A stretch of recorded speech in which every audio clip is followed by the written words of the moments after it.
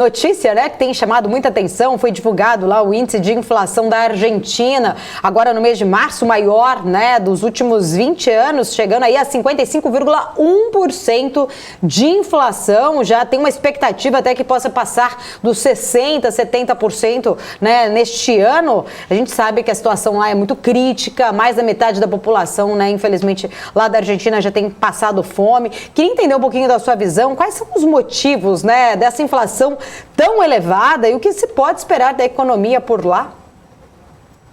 Vamos começar do começo para depois ver que você tem um problema que está trazendo desde a época do peronismo de 1943, 46.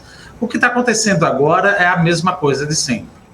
Ou seja, aquilo que o Brasil aprendeu na década de 80 e 1986, parece que os hermanos não aprenderam. Primeiro, eu quero dar subsídio para a tarifa de energia elétrica. Bom, mas eu não tenho dinheiro. Se eu não tenho dinheiro, eu emito base monetária. Base monetária é inflacionária. Quanto mais dinheiro eu emito, mais inflação eu acabo emitindo. Então, para evitar esse aumento da inflação, o governo chega num absurdo. Veja, nós estamos em 2022. Eu não estou falando do plano Sarney, eu não estou falando do plano cruzado, que nós aprendemos, que eu vivi esse plano. A Cristina Kirchner e o Alberto Fernandes decidem fazer um congelamento de preços cuidados. Meu Deus do céu, isso não vai adiantar. Não adianta, porque, veja, até vestibulando de economia, sabe que preço é dado pela conjunção de oferta e demanda. Se você congelar o preço a um preço abaixo de equilíbrio, e eu quiser comprar, vamos supor, mais do que esse preço abaixo do equilíbrio, isso vai suscitar ágio. Mas isso daí você estudou? Não, nós vivemos em 1986. A Argentina viveu isso durante o Plano Austral, do Raul Alfonsín. Então, como é que eles tentam fazer isso? E no ano passado, o Alberto Fernandes falou, olha, parece que não está dando certo. É óbvio que não está dando certo. Porque a inflação acaba acontecendo o quê? Apesar de você ter os preços cuidados, na antecipação de que o governo vai congelar os preços, automaticamente eu reajusto os preços em 50%, 60%, porque caso o governo venha, o meu preço possa ficar congelado a 50%, 60%. Esse é um dos fatores. Segundo fator, que nem eu falei, o aumento da base monetária. Mas como é que a inflação causa... Ou melhor, como é que aumento de dinheiro, aumento da base monetária causa inflação? Porque 100 pesos são 100 pesos. Não tem, está lá escrito no BIOS, 100 pesos. O problema é que dinheiro, ele tem que ter lastro, não é ouro, não é mais isso, em produção. Como dizia já Keynes, demanda para transação. Se eu aumento a oferta monetária e a produção não aumenta, para que os preços relativos se equiparem, o preço do produto tem que subir de acordo com a quantidade da moeda. Então, se eu tenho 100 pesos e 1 quilo de arroz custa, vamos supor, 100 pesos, etc., e aumento para 200 pesos e não aumentei a produção, então o preço desse quilo de arroz precisa aumentar também. Então, para que você está aumentando a base monetária? Ora, porque eu tenho uma política de viés peronista, intervencionista, de querer ajudar o pobre. Mas a gente sempre quer ajudar. O problema é que você não tem dinheiro. Você não tem dinheiro, você emite moeda. Você emite moeda, gera inflação. Acaba gerando inflação, chega na heterodoxia absurda, que, aliás, dizia Einstein, defina estupidez. Estupidez é tentar o mesmo experimento esperando resultados diferentes. Tentou em 86, tentou em 87, tentou no Brasil, tentou na Argentina, tentou no México, não deu certo. Vamos ver se agora dá certo na Argentina. Não dá certo. Fora que você também tem um problema, pasme. Ainda não é para pasmar mais ainda. Mas eu tenho um problema do FMI, que era uma dívida de 57 bilhões, agora estou com 44 bilhões. Resumindo, o governo argentino não tem dólar. Então, aí é para pasmar mais ainda. Como é que eu vou gerar dólar? Eu não posso criar dólar. Minha moeda é o peso, eu não posso criar dólar. Então, uma maneira de criar dólar é trazer cada vez mais dólar para o país, trazer empresas para o país, trazer investimentos para o país. Só que, aparentemente não, é o que está acontecendo, o governo restringe a saída de lucros e dividendos das empresas internacionais. Fala, pera um pouquinho, eu entro, trago um emprego para você, dou lucro, uso capital externo e não posso mandar dinheiro? Aqui no país é assim que funciona. Tudo bem, é comando e controle, eu entendi, mas também eu não trago mais dinheiro. Se é assim que eu não posso repatriar meu lucro e dividendo, eu não trago dinheiro. Então, aí o investimento direto começa a ser prejudicado. Investimento em bolsa, você fica com receio de que a repatriação dos dólares vai ser congelada em algum momento.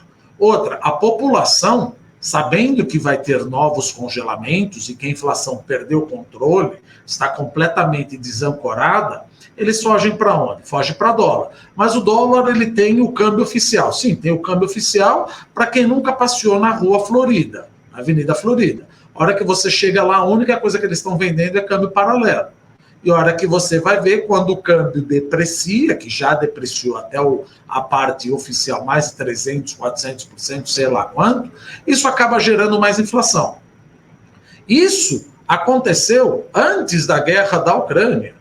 Aí vem a guerra da Ucrânia. E outra, você quer exportar soja porque é um país agribusiness, vamos pensar assim, mais voltado para o agronegócio. Você quer exportar soja e trigo, mas o governo, para deixar essas coisas aqui dentro, ele tributa a exportação. Meu Deus, mas se eu preciso de dólar, você está tributando a minha exportação? Então o governo argentino está fazendo totalmente tudo errado.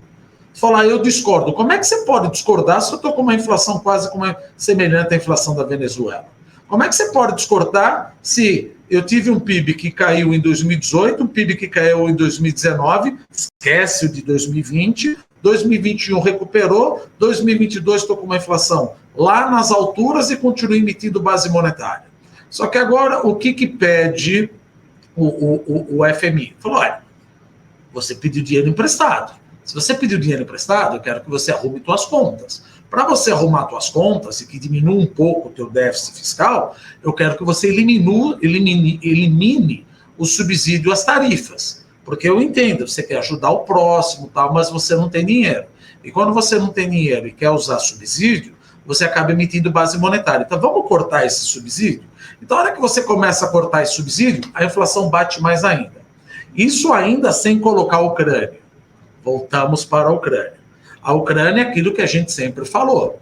Você está com problema da Rússia, da Ucrânia, preço do fertilizante sobe, preço da commodity sobe, o preço interno sobe. Em dólar. Além do preço em dólar subir internamente, o câmbio depreciou drasticamente.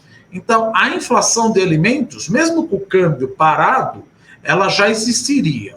Com o câmbio depreciando 200%, 300% desde 2019, etc., você vai ter uma bruta inflação, ou seja, você está jogando gasolina na fogueira, você está emitindo moeda, você está fazendo uma coisa que não dá certo, você está obrigando as pessoas a desancorarem, a ficarem desancoradas nas expectativas inflacionárias e antecipando o reajuste dos aumentos.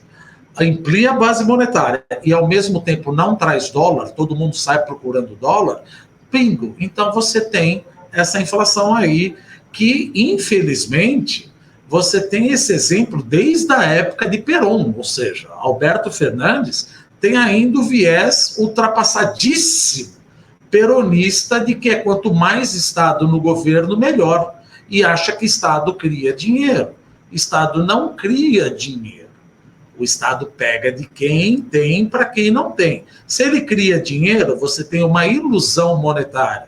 Isso a gente pode lembrar até da nossa tia, na nossa época da década de 80, ou eventualmente de quem está nos ouvindo, dos avós ou bisavós, vai dar da minha idade aqui. A tia ou a avó, o bisavó falava, eu ganhei 40% na poupança. Sim, mas perdeu 50% na inflação. Então, eu tinha uma tia que falava, vou tirar da poupança que não está dando nada. Sim, não está dando nada porque a inflação caiu. Então, é uma coisa que o argentino, é óbvio que existem economistas absolutamente inteligentes que entendem disso, mas o populismo, o peronismo, que vem lá de 1946, que aí você tem um histórico do peronismo de 1946, porque vem lá da Segunda Guerra Mundial. Porque antes da Segunda Guerra Mundial, só falando um pouco da história, Buenos Aires, Argentina, era considerado Belle Époque. Era considerado Paris da América Latina. Só que, com a Segunda Guerra, muitos oligarcas e muitos imigrantes italianos acabaram vindo para o Brasil, vindo para o Chile, para a Colômbia, e muitos foram para a Argentina. E a Argentina, o governo argentino, decidiu tomar uma posição de neutralidade na Segunda Guerra. Só que você era um bruta de um export-oriented country. Você exportava muito o agronegócio. Ao exportar muito e mostrou essa neutralidade, o mundo se fechou para a Argentina. Quando o mundo se fechou para a Argentina começou a crescer menos. É sempre assim, economia, política e sociedade é uma coisa só. A economia cresce menos, sempre vem um salvador da pátria. Quem é o salvador da pátria? Perón.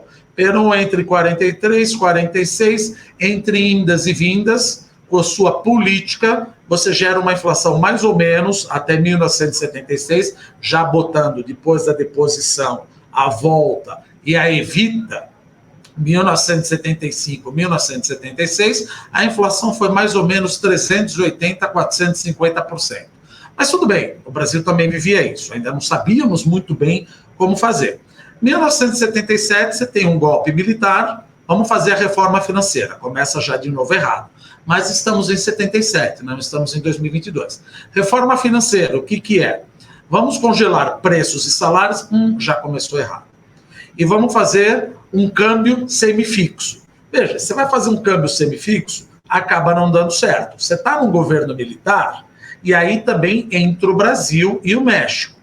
O que acontece? Você precisa de dinheiro. Não tem dinheiro?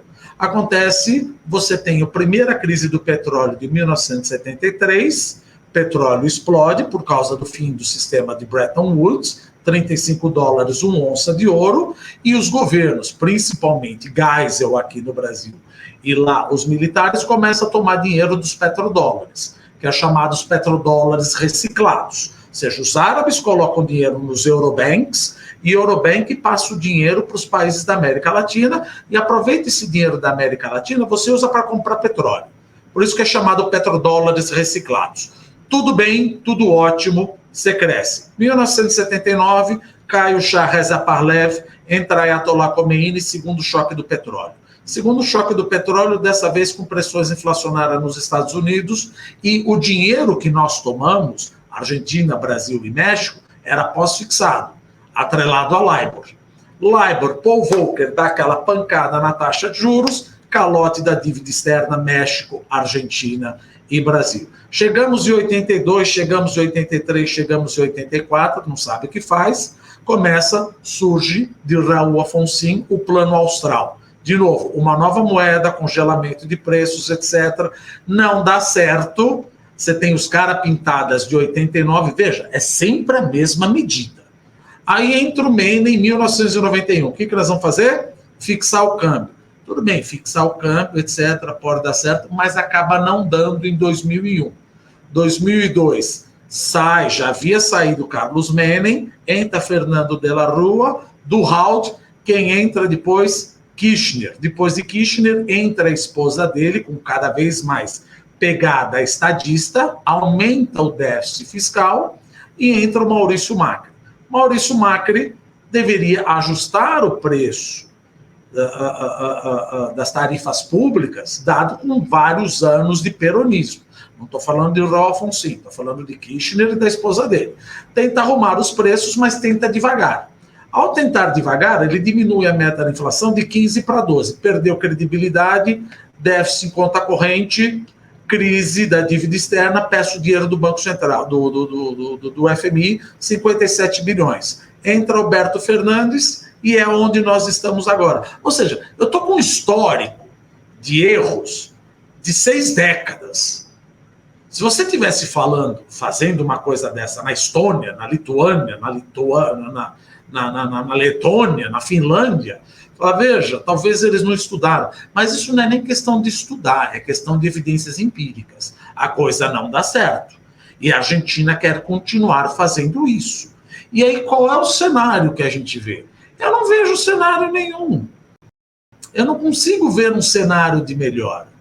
O único cenário é para de ser peronista e se o preço continuar subindo e chegar num ponto, não acho que vai chegar, a ponto de chegar a 1000%, etc., aí você já está numa patologia. Não adianta querer puxar os juros para 1.200. Isso não existe. Aí voltamos a ter uma nova moeda. Vamos ter que fazer um real, vamos ter que fazer um bolívar novo. Então, a minha única saída que eu vejo aqui é as eleições de 2023, infelizmente, a continuidade dessa heterodoxia que eu sempre digo, já deveria estar nas catacumbas da política econômica. É uma coisa impressionante. Você emite moeda e acha que não vai ter inflação. Gente, vestibulando de economia sabe uma coisa dessa. Mas, olha, a inflação subiu. Claro, você não para de emitir, você não para de emitir para ajudar o próximo. Ah, mas eu gosto de ajudar o próximo. Todo mundo gosta de ajudar o próximo. Só que se você não tem dinheiro, o que eu faço? Emite. Se você emite, gera inflação. Você dá de um lado, tira do outro.